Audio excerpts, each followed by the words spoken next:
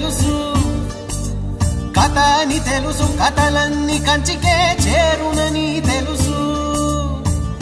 తెలుసు తెర తొలుగుతుందని, తెలుసు తెల్లారుతుందని, తెలుసు ఈ కట్టె పుట్టుకుమంటదని, తెలుసు ఈ మట్టి మట్టిలో కలిసిపోతదని. ఎన్ని తెలిసి ఇరకాటంలో పడిపోతావు ఎందుకని? మాయా